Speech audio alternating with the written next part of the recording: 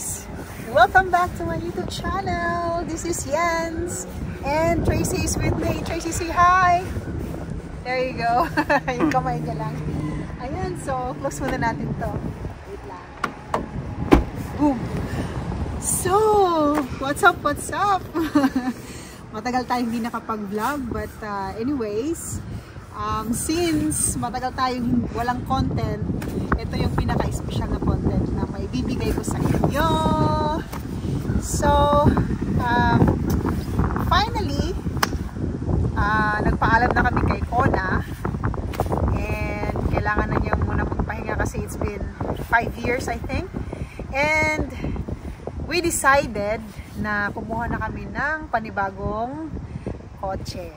Ayan. So, nag-decide kami na kumuha kami ng Nissan Rogue Midnight Edition. Cool! Ayan. So, nakita nyo naman siguro. Ito yung Midnight Edition na two-tone. So, ibig sabihin, dalawang kulay. Black at saka bold gray. Ito yung napag-desisyon na namin kasi yun na naman guys, sobrang astig lang. Yung talagang pansinin siya. Pagtingin mo pa lang sa kanya, mapapatingin ka talaga agad. Kasi napaka-pogi. Kasi, by the way, tinawag namin tong RM. Kasi Rogue Midnight. Parang, lang tayo. So, ang pinaka nakuha sa amin na attention is yung rim talaga niya. Kasi tingnan nyo naman, it's an alloy. Tapos, yung dating niya is sobrang ganda lang. Where sa yeah. So, ayan, puntahan muna natin yung front view ng car. Alright, so makikita nyo, takpan muna natin yung plate number. So, yung design ng kanyang logo talaga, as in, kakaiba siya compared dun sa mga lumang Nissan. So, and also yung dito niya is a metallic black. Maganda siya. So, hindi silver kasi nga it's a midnight. So, mostly sa kanyang features na sa body ng car is metallic black kasi nga midnight edition. So, ito yung syempre mga headlight natin dyan. Kung makikita nyo, kakaiba siya kasi yung Hyundai namin dati, nasa left side yung lagayan ng gas. Ngayon, dito naman siya sa right side na. So, yun, malaking pagbabago kasi syempre, iba na naman yung kumbaga nakasanayan mo magpagas ka. So, dito na side. And hindi na natin ipapakita kasi pagas lang. Ayan. And so paano, unahin muna natin siguro ang trunk bago tayo pumasok sa loob. Alright, so try natin. Here's my key. Ayan guys, so nagustuhan din namin bago natin buksan is yung design ng Midnight. Ayan, Midnight SV all-wheels drive. So, yung Midnight Edition, nasa SV lang siya. Wala siya sa SL ng Nissan. Meron din silang Platinum, pero wala rin Midnight. So, kinakaganda dito is yung Rogue niya na pangalan is black. So, usually, yung ibang mga SUV ng Nissan ay silver. Pero ito, napaka-astig black. Okay, so, buksan na natin ang trunk.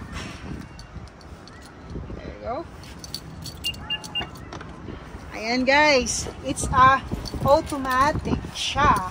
Kasi, una sa lahat, pindutin mo lang siyang ganun, magsasara siya. Yeah, so power tailgate ang tawag doon. Next naman. Anyway, isa rin sa mga nagustuhan namin na features ng Nissan Rogue is napaka-spacious yung kanyang trunk. So, or we call it paano ba? Cargo. Yeah. So, makikita nyo ito. So, pwede siyang maganon kung pwede siyang mahila pagka gusto mong i-cover. Let's say, may mga bagay ka na ayaw mong makita ng nasa labas. na mga things. So, pwede mo siyang i-cover. Pero, we put it as is lang na ganito. Kasi nga may aso kami, si Kenji, syempre. So, dito na si Kenji mag-i-stay. At hindi na siya pwede mag-stay sa second row. So, we are so blessed kasi yung ano namin, yung agent namin sa Nissan, si Miss Reyna. Hello, Miss Reyna. Hopefully, mapanood mo yung vlog na to. Binigyan kami ng, alam mo yun, mga konting mga regalo na pwede naming ma-enjoy. So, binigyan kami nito. Free lang to. Supposed to be, binibili kasi to. So, malaking bagay na rin. Malaking na-save na rin namin kasi binigyan kami nito. And at the same time, mat to sa trunk. At the same time, meron kaming, hanggang doon pala, oh, yung, ano, yung cover. Tingnan nyo, oh, ang galing, no? Diba? Tapos, andito yung spare tire sa ilalim. Kung makikita nyo. Ayan. Tapos, eto, meron ding laman to. Kung halimbawa ma-flatan kayo, ito yun. Ito yung isa sa mga ginagamit. And, binigyan din kami ng unless kami ang owner ng car, actually, libre kami ng oil change. Ayan. So, thank you. We are so grateful sa Woodbine Nissan. Yan. Maano sila, ma-generous sila when it comes to mga regalo-regalo. Ayan, so nakita nyo na yung cargo area, or we call it trunk. Try natin na i-close, guys. So, ito. That's locked. That's locked. Ito. Okay. Ayan. Wow. Woohoo! O, diba? So, napansin nyo, wala nang effort na kailangan pang manually down the trunk. Mapansin nyo, nandito rin yung camera. Ayan. Ayan. So, napansin nyo yung dito, yung mga bilog-bilog sa gilid, meron din sa front, meron din sa likod, meron din sa side by side. Ano yan sila, guys? May kasi ito, may features na 360 when it comes to parking assist. May mga may feature siya na pag nagpa-parking siya, nag-a-assist, and at the same time sensor din siya. And then okay, ayun, so ito actually wala to, pero ito parang tapalodo ba? Ito parang I think binigay na rin to sa amin. Pakita mo nga yung sa loob. Ayan, no, parang umaano siya ng mga halimbawa. May mga snow. And then, paano ba? Unahin muna natin ang second row muna. Para may thrill naman tayo pagdating sa first row, di ba? Lalo na sa driver's seat. Okay, buksan na natin ang second row. Nga pala, guys, astig yung nila, oh, yung remote. Tapos binigyan din kami ng libreng keychain. Ayan. Okay, buksan na natin. There you go. Pag double click, bukas ang 4 na door. Pwede. Oh, okay. Mag-una muna tayo dito sa window side. So, ang nagustuhan din namin, of course guys, syempre kailangan naming mag-upgrade, diba? Alangan namang plastic lang kami forever. Syempre, nung nakita namin na, uy, ang ganda ng niya dito kasi napaka-elegant siya tingnan. It's because, kumbaga, yung dati kasi naming car, plastic siya. So, konting lang, kahit kuko ng tao, gano'n, ng aso, is magagaras agad. But ito, hindi na kasi, siya, tawag dito, napaka-pulido na siya. Hindi na siya yung leather na siya. And, ito pa ang napaka-cool, ha. Ito. Ayan, sila Ate Sol, Ate Lizelle, pagka umupo dito sa second row, pagka gusto nilang matulog, at napakasilaw ng ayan guys, so meron siyang parang curtain. O, diba? Ang galing. O, diba? Mag-iilik na yan si Ate Sol. Joke lang. O, diba? So, saan ka makakahanap ng mga ganun? Bihira lang to guys, actually, na features. Ganyan. And malalim din yung lagayan ng drinks niya actually. Maganda rin. Tapos yung speaker niya, pagka-trinay yung loud na music talaga, sobrang woo! Power, man! Okay, so, sasakay na tayo sa second row. Alright. Buksan natin ang kabilang door para maliwanag. Okay. Okay guys, so when it comes to space dito sa Nissan Rogue Midnight Edition, nagustuhan din namin. It's because, tingnan mo naman, siguro kung ang mga tao na pasahero na mga 6-footer siguro, tingnan mo, magugustuhan din talaga dahil napaka-spacious siya compare sa ibang mga SUV. Actually kasi nag-search kami bago kami nag-decide. And makikita nyo dito, may sarili silang parang ventilation. So, hindi lang kami ang makakapag-take advantage ng heater and AC dahil meron din sila dito, may sarili silang control, bale. And at the same time, kung lalamigin yung mga pasahero namin, si Ate Sol, si Ate Lizelle, hello, meron na silang pangpa-heat ng kanilang upuan para hindi sila lalamigin. At the same time, yan, kung mahilig silang mag-charge ng kanilang mga phone, meron din. O, diba? And also, makikita nyo dito, of course, syempre guys, hindi na kami cloth. Diba? Nag-upgrade na rin. So, leather na yung seats namin. Thank you, Lord! And, meron, may safety pocket pala dito na pwede. Dito wala. So, dito lang meron. Ayan. And also, binigyan kami ng, ito kasama na rin to, winter floor mat. Yan. Para at least, kung mag-i-snow na, hindi masyado messy. Ayan. Buksan natin to. Cup holders. There you go. So, maganda. Kasi malaki siya. Kumbaga, pwede yung, let's say, hindi lang pang Tim Hortons, pwede rin yung mga personal na mug nyo, pwede rin dito. Yan. Napaka-neat siya yung kanyang upholstery, kumbaga. Yan. Napaka-solid. Okay, so, tapos na tayo sa second row, and punta na tayo sa first row. Alright. Sarado muna natin to. Punta tayo doon sa driver seats. There you go.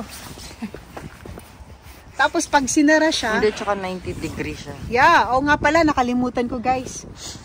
Compare sa mga ibang SUV, let's say yung mga una pa, or yung mga kahit mga bago ngayon, pero ibang brands na mga vehicle, pag binuksan mo, usually yung second row na door, ano lang siya, hanggang dito lang. Kumbaga masikip, let's say kung may kakarga ka dito. Pero ito, Midnight Edition Rogue, 90 degrees. Ayan, so maluwag. Halimbawa, may lalagay ka dyan. It helps na ma-open wide mo yung door. Alright? Okay. Tingnan nyo guys, the way na i-close natin. Hindi siya tunog lata, kundi talagang napaka-solid. Wow! Okay, so let's proceed na on the first row sa driver seat. Okay. By the way guys, teka muna. Papakita muna natin yung sensor pala. Pagka tayo ay meron din ito sa mga ibang car for sure. Pero ayan na, nakita niyo parang triangle. So umiilaw siya pagka nasa highway ka, tapos gusto mong mag-change ng lane, and then merong nakaantabay na car nakasunod sa iyo sa mga blind spot mo, ganun. So yan, nag-aano siya sa iyo, bibigay siya ng help sa iyo ng warning na teka lang, may car. So, at least, alam mo na hindi ka agad mag-change. So, nakita nyo naman, meron pang sticker. Yung paanan. Both sides, dito at saka doon. And, nilagyan pa nila ng do not roll down. It's because, kung napansin nyo, yung first row ng window is medyo a little bit darker siya. Kasi, pinatented namin. Ano lang, light lang. Tapos dito, syempre, of course, SUV, tinted na talaga to. So, dito na tayo. Upo na tayo dito. Alright, so nakita niyo naman, meron tayong adjustment dito sa chair. Kung gusto natin siyang i-up, so hindi ko na kailangan ng pillow. Kasi syempre, pitit ako maliit. So, pwede natin i-up, pwedeng i-down, pwedeng i-move forward and backward. So, meron siyang adjustment dito sa driver seat. And then, meron din doon sa passenger seat. And, Sa tingin nyo, di ba? Napakaganda ng kanyang kumbaga upholstery or itsura sa loob ng Nissan Midnight Rogue. Compare sa mga nakita namin na ibang mga SUV, kasi pinuntahan namin halos lahat ng mga brands ng mga sasakyan. We end up talaga dito sa Nissan Rogue. It's because napaka-elegant ng kanyang kung sa loob pa, hindi ka tinipid. Mai-enjoy mo yung features ng car. Alright? Ayan, so continue tayo guys. Una din na nakabighani, next naman, sa amin is yung pag-open nito. Kasi usually ganun lang pag-open. Usually sa ibang mga SUV. But this one is like a butterfly. Look. Oh my goodness. May laman na siya actually. Close mo ganun. Ulitin natin. It's like a butterfly. Wow! Ayan, so, alam mo yun, parang kung bibili ka rin lang ng car, diba, syempre, piliin mo na yung matutuwa ka, makakapagbigay sa'yo ng at least man lang, diba? Happiness, next naman. Yeah, so, when it comes to screen, okay, so, consider natin yung ibang mga SUV, meron sila yung iba nga hanggang dito, mahahabang screen, talagang hindi ka tinipid sa screen. Well, hindi naman tinipid when it comes to Rogue Midnight Edition kasi malaki na rin to actually, and at the same time touch screen pa siya, right? And colored. And then andito na rin lahat ng kailangan mo, of course. Okay, so, syempre ito yung pag emergency stop ka, and heated din siya yung dalawang seats dito sa first row, of course, both sides. Heated din yung niya, yung power steering niya. And then meron din siyang mga, of course, syempre makikita niyo naman dito na pwede kabilaan, kanya-kanya kayo ng let's say temperature.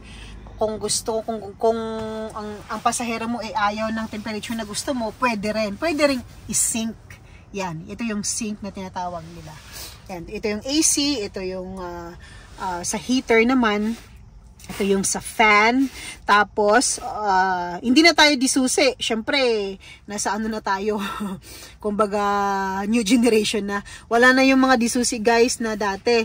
Na tayo, start button na tayo. And then ito yung dalawang klase na ng charger. So meron siyang USB, meron din siyang tinatawag na C charger. Yan, meron din ganito. Pwede rin. Ayan. Actually. So ito, dito rin minsan, maganda rin yung space na to kasi nilalagay yung mga phone or kung ano mga kailangan ilagay.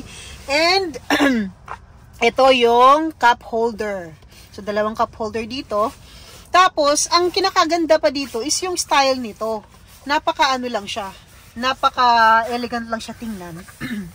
Compare sa ibang car. And then, ito, napaka-cute ng kanyang gear. Kasi kung mag-change ka ng gear, nakakapanibago nga lang. It's because, pag nag-reverse ka, kailangan i-push mo pa forward. Diba? So, parang, malilito ka at first, pero pag makasanayan mo na, okay naman na. Tapos yung niya, yung tawag dito, handbrake, hindi na yung dati na malaki na ginaganon mo, hindi. Ito, finger na lang, tsak, ganun lang. Alsain mo lang yan ganyan. Tapos pag nagpa-park ka, wala na yung cambio na park, kundi na lang, pindot-pindot na lang tayo guys. Ayan. So ito naman yung mga mode ng driving natin. Of course, makikita nyo dito kung eco drive, kung ano ba siya, auto lang, or snow, or nasa trail kayo, ganun.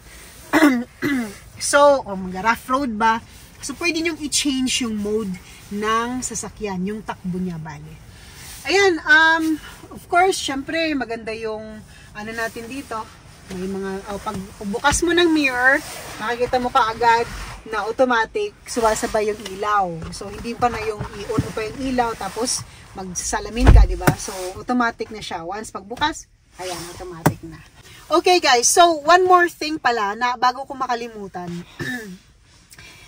Napaka-spacious lang siya, hindi lang dun sa second row, kasi meron ding malaking, para siyang tinatawag natin na extra space. Kung meron kang, let's say, bag, gano'n na, pwede namang makasya naman. So, ito yun, guys. Kung makita nyo, ayan. So, pwedeng ilagay yung bag nyo. O, diba? May space kayo. Or, let's say, yung wallet nyo. So, hindi naman makikita kasi may cover naman. Yun, so maganda. Maganda siya. And then,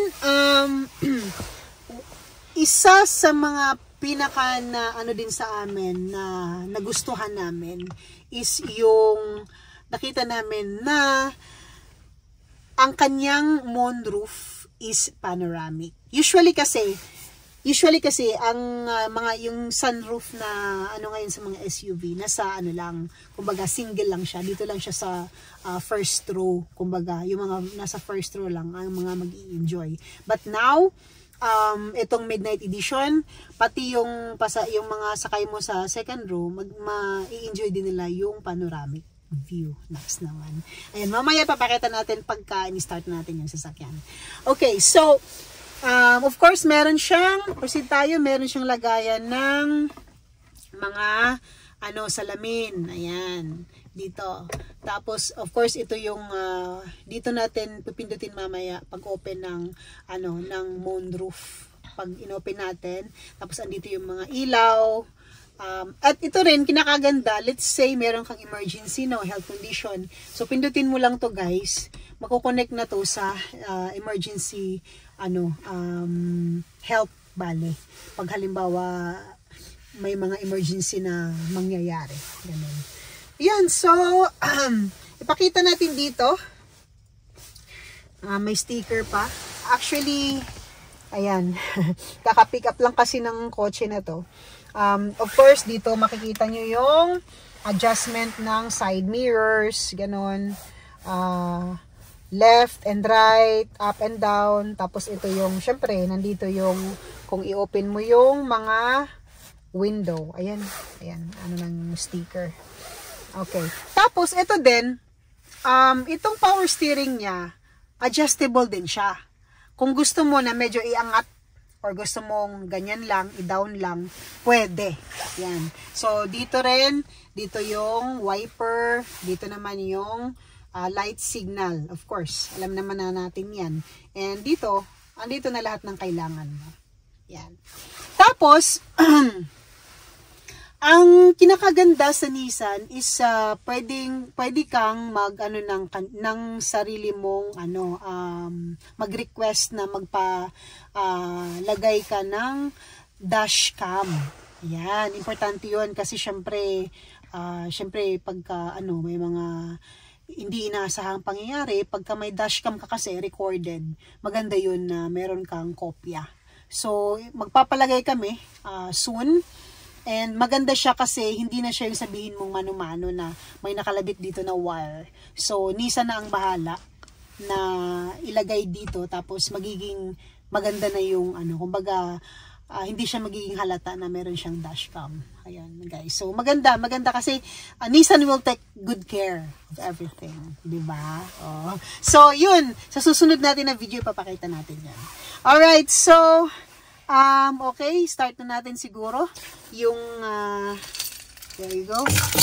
Start na natin yung car. Siyempre, brake. Tapos, start button. There you go. Ayan, guys. Narinig nyo yung ganong yung ganong sound. Oh, ayan, Nissan Intelligent Mobility. Ayan. Oh, maganda yung yung screen dito. Ano muna natin yung radio, FM. Alright. So, pag ganyan, syempre, nakapress ka pa ng gas. Dahil, kaka-turn on mo lang ng engine. And then, syempre, bago mo, halimbawa, ikaw ay aalis, ano mo muna to, i-release mo muna yung handbrake, push down, and then release the parking button. And then, press mong backward drive. Pwede rin pala tong manual, guys. So, kung gusto mong mag-manual, ikaw ay matyaga, pwede rin. Yan. So, kanina, yung sinabi ko, reverse is pa-forward. Yung, Anyway, nakapark lang tayo. So, okay, release na lang natin yung foot brake natin. Kasi nakapark naman. Also, meron pang isang features dito na auto hold. So, para siyang kung sa ano pa, kung sa manual pa siya nasasakyan. Pag dati kasi nakadrive ako ng manual, pagka i-ano mo lang yung i-ano mo sa neutral. So let's say nasa nasa street tapos nag-red light muna, gusto mong magpahinga yung paa mo, hindi ka apak-apak ng brake. So meron siyang features na ganun na pwede kang magpahinga. I-press mo lang to. And at the same time, meron din siyang features na let's say nasa highway ka, nagde-drive, and then gusto mo na ma-maintain yung distance mo. Right? Cruise control. Yeah, so meron siyang ganun na features na i-maintain mo lang yung distance mo para it helps din. Actually, it helps din konti na makapagpahinga ka rin when it comes to na kinokontrol mo syempre yung brake gas, di ba? Yung legs mo. So meron siyang na features na ganun para yung distance mo doon sa ibang car isakto lang, maintain lang na ganun. Okay, so ngayon ipapakita na natin yung panoramic moonroof. Ayan guys. So dito yan pipindutin. Wow! All the way.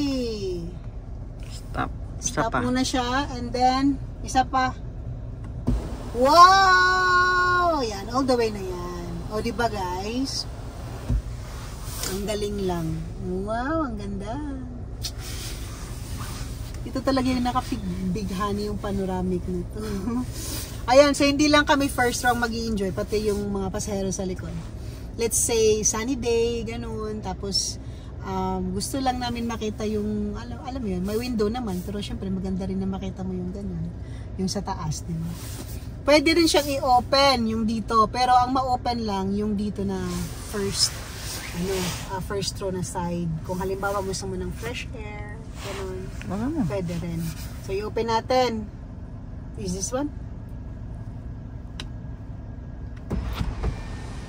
Oh my gosh. Look at that. Balik na natin. Kita nyo guys? Diba? Ang galing. Dapat dito si Kenji. Tapos, mostly yung ni Kenji. Ulo. Joke lang.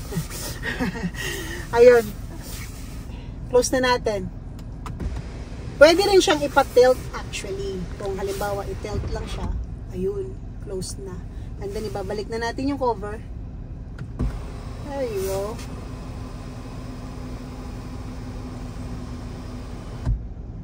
One more.